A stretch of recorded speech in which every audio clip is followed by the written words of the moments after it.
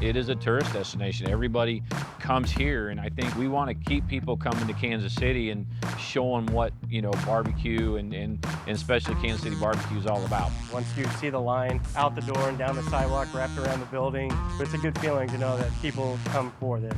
That for us is the feather in the hat, so to speak, of what we're doing is the right thing. We still cook everything at a low temperature all night long. That has never changed, never wavered. Our meats are on point. We take a lot of pride in our meat here. I think we have some of the best meat in the world. They all come from burn ends. That's what these are right here. These are our burn ends. This is a very fatty piece of meat. It takes longer to cook than the flat does. That's why we separate them to smoke.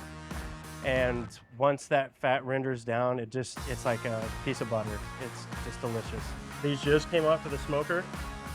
So they're sitting here resting until they get down to 165 degrees. And then we'll juice them and pop them into the oven, or pop them into the cooler. Let them go all the way down to 41 degrees, and then we'll wrap them up and reheat them for service. Everything gets a timer and a thermometer to make sure it's to the proper temperature. As it's coming off of the smoker, it's usually around 200 degrees, depending on what the meat is. We want that temperature to drop down a little bit. We want to serve our food at 145 degrees.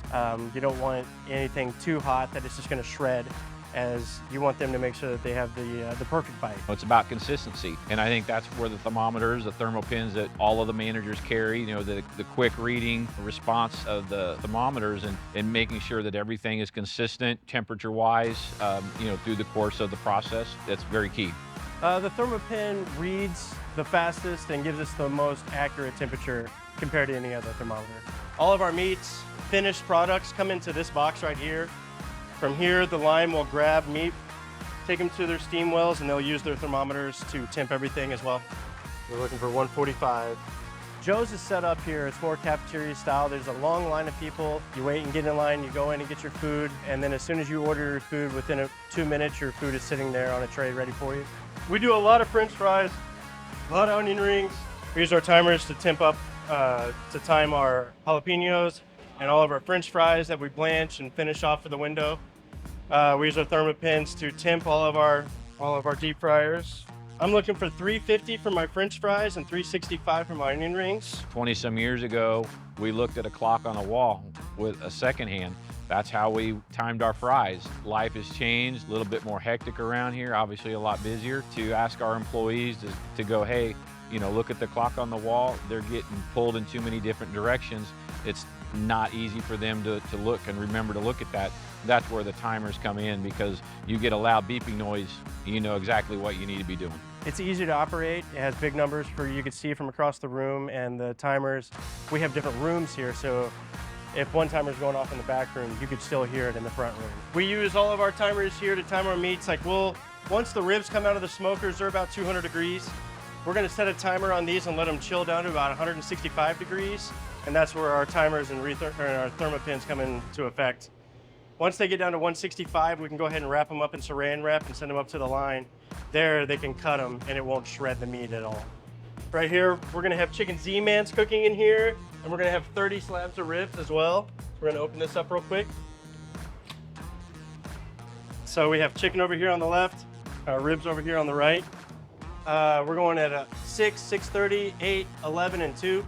Those are all of our drops that we're gonna do today, so that way everything comes off every couple hours and we have fresh ribs for the line all day long. We're gonna use probably about 250 ribs today, full slabs. We smoked 64 pork butts last night. We're at least about 30 to 40 a day. We let the meat speak for itself, really. We don't sauce it or put a glaze on it or anything like that. We'll smoke them and then cut them and put them right on the plate, and we'll let them sauce it if they want, but we serve it dry and let them have at it. And I'll be honest, I've had people come in from Texas and kind of say, nope, not as good as Texas. But I've had people come in from Texas and go, yeah, that's better than Texas. But I think that's what makes barbecue so good, is there's so many different variances. You can have different opinions. They rave about the burn ends. They can't get enough about our burn ends. That's our #1 seller, I would say. Between that and the Z-Man sandwich, yeah, it's just something you can't get everywhere around the world. I'm very proud to work here. It makes me happy being here and serving the product that we serve. But the ThermaPin is definitely the main tool that we use in this kitchen. Every manager has one in their pocket at all times. Everyone in our smokehouse carries one, so we make sure everyone is equipped with the ThermaPin.